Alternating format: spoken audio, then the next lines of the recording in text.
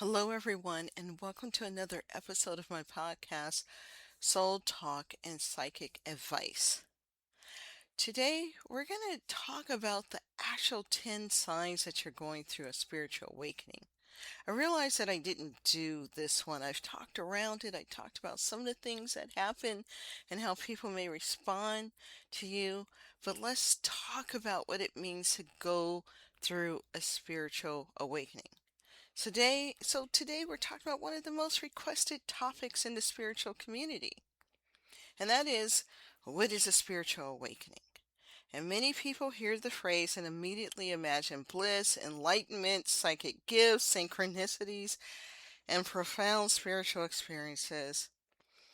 And some of that happens, but we're going to be honest about what really goes on when you have one because it's a life-changing, life-altering event. I've had 4 different ones, and I'm sure most of you guys have had more than one. I just think living through life, we're going to have them. But do you recognize it when it's happening? So while these things, of the bliss and enlightenment and psychic gifts can certainly happen, a spiritual awakening is often much less glamorous, than social media makes it appear. A lot of people think that's going to open up the door and they're going to have all the answers to life and life is going to become easier.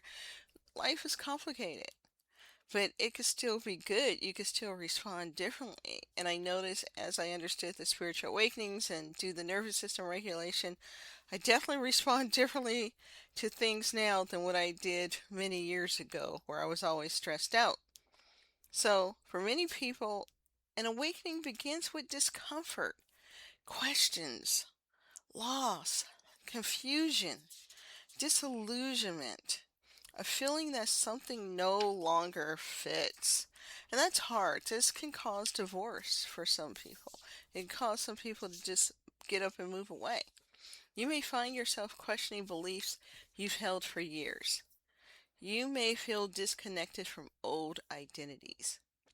You may feel called towards something deeper, but have no idea what that actually means. The truth is that an awakening is not necessarily about becoming someone new. You might be shedding some layers, but it's not about being a totally new person. It's often about becoming more aware of who you've always been beneath the conditioning, the expectations, the fears, and the old survival patterns. So today, I want to share 10 common signs that may indicate you're moving through a spiritual awakening. Not a checklist, because some of these may happen, maybe all of them happen. And they're not going to happen in this order, but these things can happen. And this is not a diagnosis. I am not in a position to diagnose anything.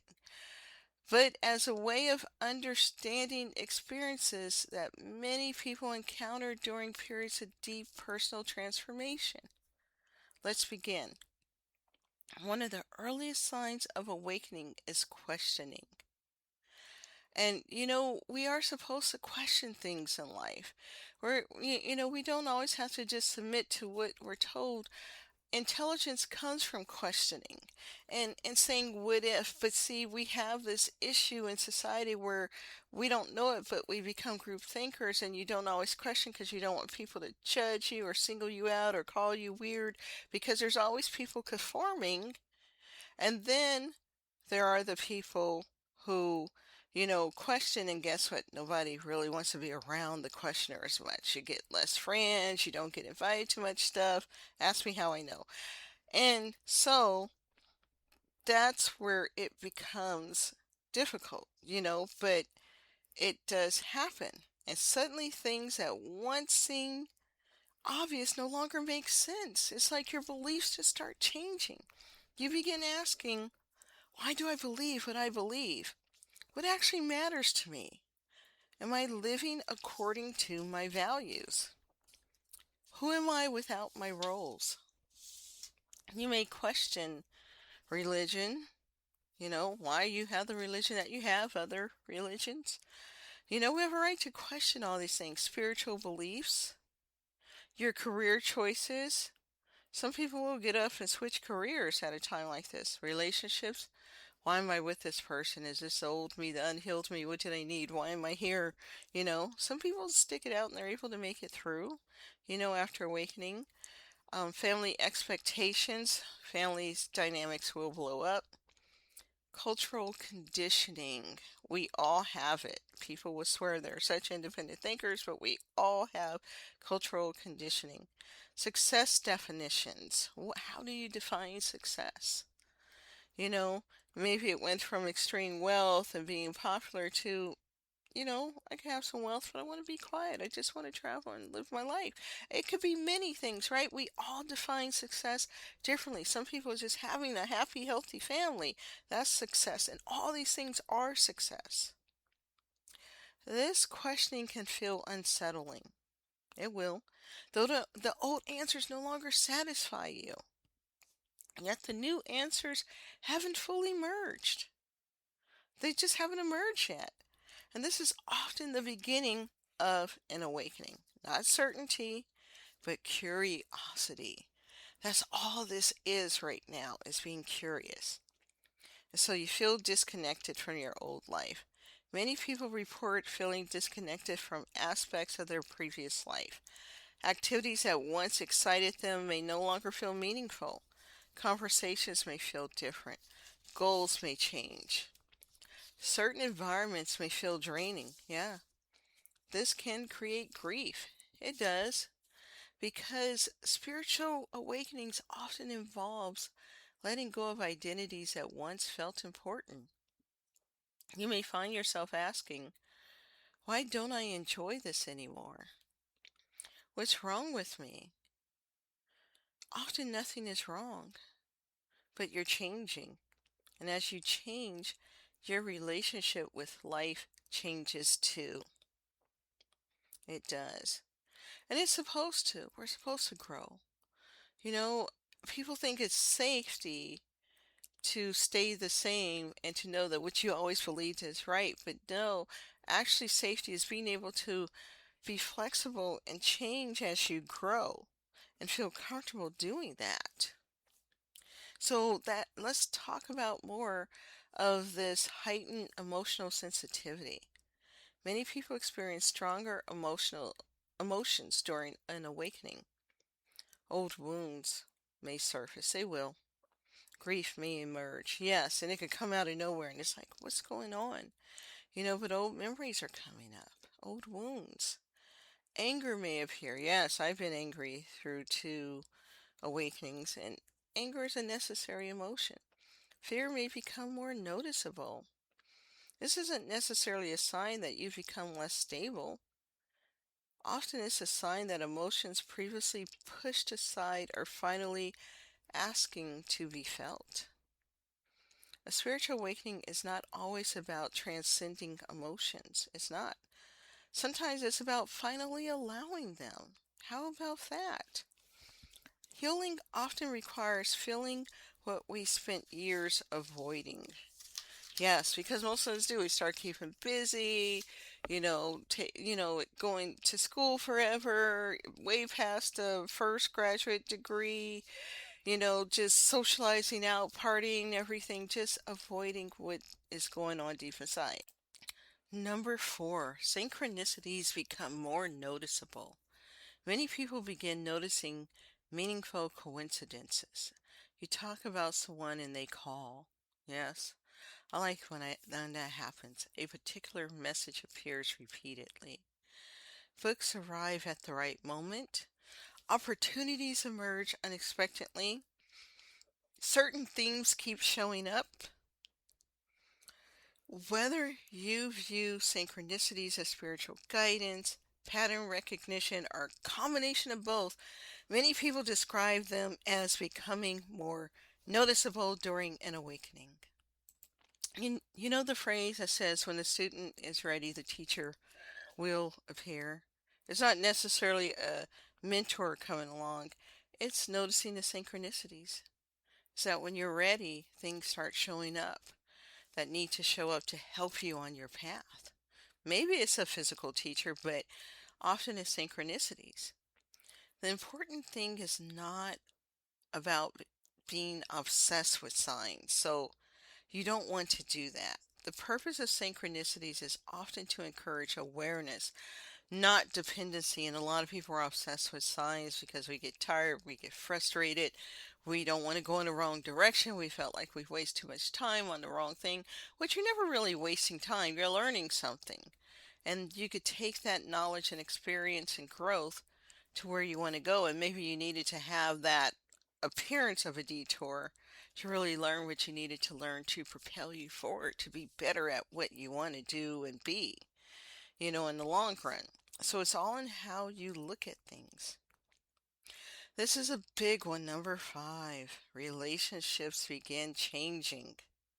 One of the most challenging parts of an awakening involves relationships. You may feel disconnected from certain friendships. I had friends drop off in one awakening. My last awakening, I dropped off. Family dynamics may shift. They will. You may set new boundaries. You will. And people who aren't used to you setting boundaries are going to be upset. You may become less willing to participate in unhealthy patterns. And some relationships deepen. Ones that you thought couldn't deepen will. And it's like, whoa. Because it's all energy, right? So you're just aligning differently with people. Others will change. Yeah. Some relationships will deepen and others will change. They may get worse. Some may naturally drift apart. This can feel lonely, but it is also common. As your inner world changes, your relationship often evolves. You know, it evolves too. Number 6, increase interest in spirituality, healing, or self-discovery. Many people suddenly become interested in subjects they never previously explored. Yeah, like meditation. And meditation is good. I'm so glad we're talking about it more online and more publicly so that more and more people do it and they realize it's not some weird woo-woo spiritual thing. And there's a lot of science behind it. There's a lot of studies. Just look it up and meditation's been studied for probably since the 60s. And it has shown many benefits. And then there's consciousness. People will really study what is consciousness. Does this mean that I was unconscious before? Don't overthink it. Just go look into it, but don't beat yourself up. Breath work. Breath work is good stuff. You got to make sure you're healthy enough to do some of the breath work techniques. Check with a doctor, but it's good stuff. Energy work, absolutely. Can be life changing. It really can. When my son died, before I knew as much as I know now about somatic healing and nervous system regulation, I did a lot of energy work, and boy, did it help. Reiki, best, all these different techniques, they can help. It's a big business in the world, not just here in the States. Somatic healing, yes, because everything's in the body, all right? Everything gets stored in the body. The body keeps the score. Psychology, yeah, it's a very important role in this. Dreams, but don't overanalyze your dreams. And if you really are into dreams, find somebody who specializes in dream interpretation. But sometimes they don't have direct meanings or indirect meanings, different ways dreams affect us. And sometimes a dream is just a dream and it has no particular meaning, no matter how much it is making you think and feel. Personal development. Yes, you become addicted to personal development. And it makes you think, don't everybody want to be addicted to personal development? But no, they don't. Nervous system regulation. Oh boy, there's so much freedom in this. It makes it easier to go through a spiritual awakening. Spiritual text, reading all about spiritual information and old stories and history and everything. And you may feel drawn toward learning and understanding yourself in a deeper way. This curiosity often reflects a desire for greater meaning and connection, which is great, right? That's what it's about. Number 7, Heightened intuition. Yes, it will. It may feel fuzzy and weird at first, but it does get better over time. You got to practice it. You got to be patient with it. Make sure you're regulating your nervous system so it makes it easier to interpret what's going on. Many people describe becoming more aware of intuitive impressions. You may notice strong gut feelings, inner knowing, dream insights, a greater ability to sense what feels aligned. However, discernment remains important. And awakening is not about assuming every thought is intuition, because it isn't. Nobody lives like that. None of us psychics live like that. True intuition often feels calm, clear, quiet, less urgent than fear. Developing discernment becomes one of the most valuable skills during this stage. It does. Number 8, your priorities shift. Things that once seemed important may lose their appeal. You may care less about status, less about approval, less about fitting in. It's amazing. All of a sudden, none of these things will matter. And more about the meaning and purpose and authenticity. And your authenticity isn't always going to be appreciated. And authenticity doesn't mean telling it like it is and being rude. It just means standing in your truth. This is who I am. This is how I feel. This is where I've arrived after, self exploration and healing. That's what authenticity is. And authenticity isn't just honesty, but it is the root of it. Yes, you're being an honest person, but you're being honest about who you are to yourself. That's authenticity. And you're telling the world either you accept it or you don't. But I'm going to be authentic. And you're trusting that you have the right energies in your life. And health, inner peace, yes. Inner peace is wonderful stuff. This shift can feel confusing because society often rewards external achievement. Everything's external in society. Awakenings tend to redirect attention towards internal alignment. Yes, it does. And if you're stepping back, if you're the extrovert, the social butterfly, I was, and then my first awakening came, and it's like, ooh, this changed stuff, and people dropped off anyway. Periods of solitude feel necessary. They really do. Many people going through an awakening need more time alone. And other people won't understand this. They just take it as rejection. This is why rejection isn't valid, because we don't know why somebody is saying no to us or not wanting to be around us. They have their own stuff going on. But when we're more stuck on, oh, I feel rejected, we can't hear. We can't see anything else, and that gets in the way. And when you're going through something spiritual, you need to step back so you can hear yourself and focus on yourself, and it takes time. And you can't do the old pattern, so you just can't see everything as rejection. There's a reason why people are stepping back. And so when people need more time alone, it's not because they dislike people, it has nothing to do with it, but because they're integrating significant change. Solitude provides space. Space to reflect, space to process, space to listen. This is different from isolation.